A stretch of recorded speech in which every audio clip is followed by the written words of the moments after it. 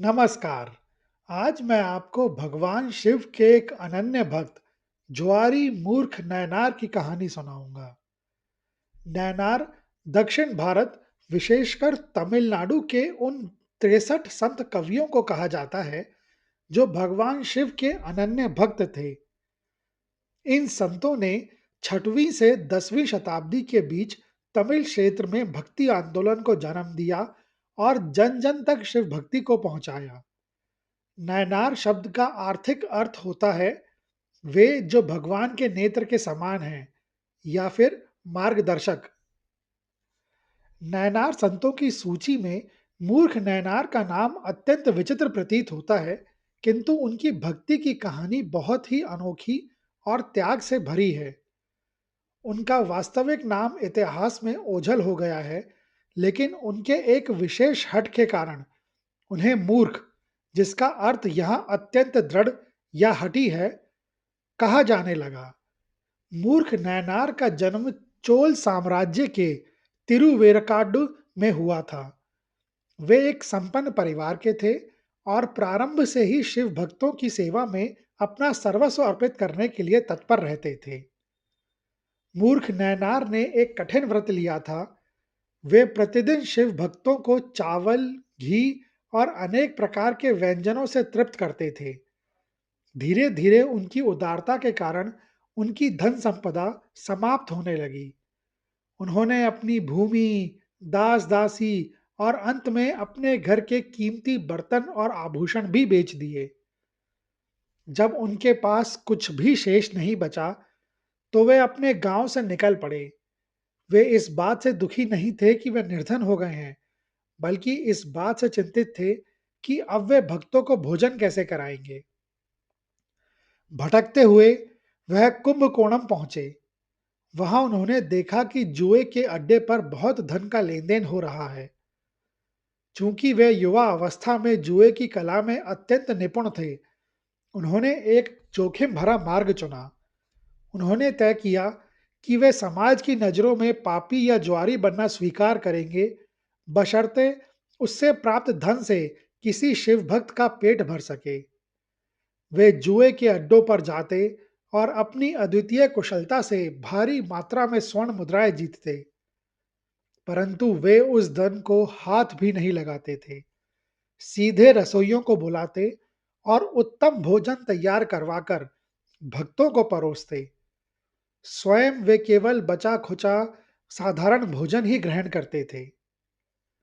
जब कोई व्यक्ति हारने के बाद उन्हें धन देने में मना करता या उनके साथ छल करना चाहता, तो वे अपने म्यान से एक छोटी छुरी निकाल लेते थे।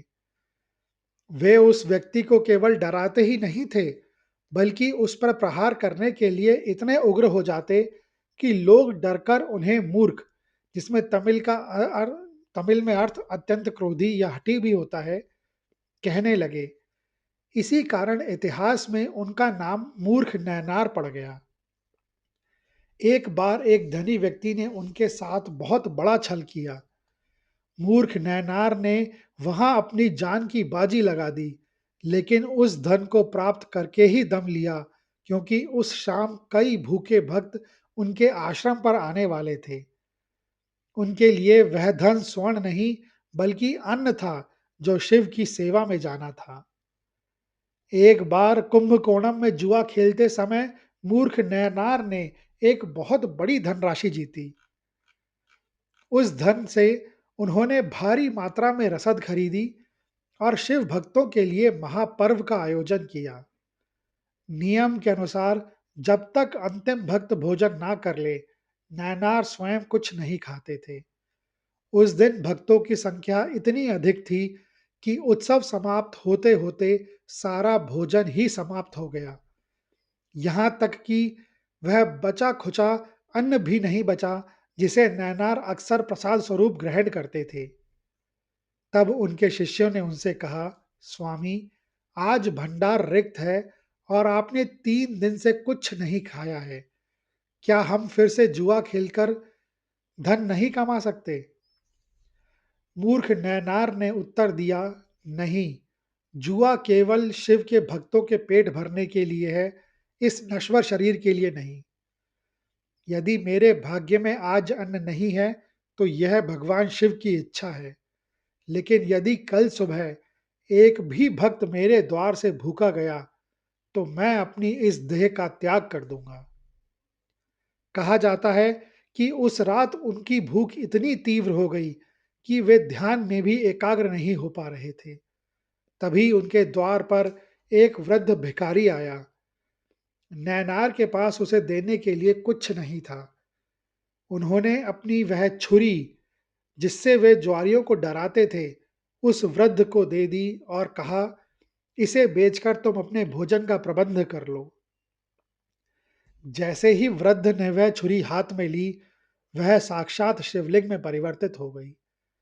नैनार समझ गए कि महादेव उनकी परीक्षा ले रहे थे कि क्या वे अपनी शक्ति और हठ, जिसका प्रतीक वह छुरी थी, उसको भी त्याग सकते हैं या नहीं। मूर्ख नैनार के जीवन से जुड़ी एक और सूक्ष्म और मर्मस्पर्शी कथा पेरिये पुराणम की व्याख्याओं में मिलती है, जो उनके आत्म त्याग की पराकाष्ठा को दर्शाती है। यह कहानी उस समय की है जब उन्होंने अपना गांव तिरुविरुकाडु छोड़ दिया था और वह कुंभकोणम में बसे हुए थे। कुंभकोणम में रहते हुए एक बार लगातार कई दिनों तक मूसलाधार वर्षा हुई। उस समय जुए के अड्डे बंद हो गए और खेल पूरी तरह रुक गया। मूर्ख नैनार के पास ना तो कोई धन बचा था और ना ही कोई अनाज। उनके द्वार पर कई शिव भक्त भोजन की प्रतीक्षा में बैठे थे। जब उन्हें जुए से धन प्राप्त करने का कोई मार्ग नहीं दिखा, तो वे अत्यंत व्याकुल हो उठे। उन्होंने सोचा कि यदि वे भक्तों को भोजन नहीं करा सकते, तो यह जीवन ही व्यर्थ है। लोक कथाओं के अनुसार उन्होंने पास ही के एक मंदिर में जाकर भगवान शिव से प्रार्थना की कि वे उनके शरीर के अंगों को स्वीकार करें, ताकि वे किसी काम आ सके। वे इतने व्यथित व्यथित हो गए थे कि उन्होंने एक पत्थर उठाकर अपने स्वयं के ऊपर ही प्रहार करना चाहा, यह सोचकर कि उनके कष्टों का अंत हो जाए और शायद उनके इस बलिदान से महादेव प्रसन्न होकर भक्तों की भोजन की व्यवस्था कर दें। परंतु तभी एक चमत्कार हुआ। मंदिर के कोने से एक अपरिचित व्यक्ति निकला और उसने नैनार को रोका। उस व्यक्ति ने उन्हें एक गुप्त जुए के खेल के बारे में बताया, जो पास के ही एक सुरक्षित स्थान पर चल रहा था। नैनार वहां गए और उन्होंने अपनी कुशलता से इतनी बड़ी राशि जीती कि वे न केवल उस दिन, बल्कि आने वाले कई हफ्तों तक भक्तों को भोजन करा सके। भक्तों ने जब भोजन ग्रहण किया, तो उनके चेहरे की तृप्ति देखकर नैनार के आंखों में आंसू आ गए। उन्हें आभास हुआ कि शिव ने ही उस अजनबी के रूप में आकर उनकी लज्जा बचाई थी। कहा जाता है कि मूर्ख नैनार ने अपनी मृत्यु के क्षण तक भक्तों को भोजन कराने का यह क्रम जारी रखा। भगवान शिव ने देखा कि यह व्यक्ति अपने सम्मान, अपनी मर्यादा और यहाँ तक कि अपनी आत्मा की शांति की चिंता किए बिना केवल मेरे भक्तों के लिए समाज की गालियां सुन रहा है। भगवान शिव उनके सम्मुख प्रकट हुए और उन्हें आशीर्वाद दिया कि संसार उन्हें एक जुआरी नहीं, बल्कि एक महासंत के रूप में याद रखेगा। दक्षिण भारत के कुछ क्षेत्रों में उन्हें मूर्ख नयनार नायन भी कहा जाता है। उनके चरित्र की सबसे बड़ी विशेषता यह रही कि उन्होंने अपनी निंदा, अर्थात समाज द्वारा जुआरी कहे जाने को, कभी अपनी सेवा के आड़े नहीं आने दिया। वे कहते थे, यदि नरक जाकर भी मैं शिव के भक्त की भूख मिटा सकूं, तो मुझे वह नरक भी स्वीकार है।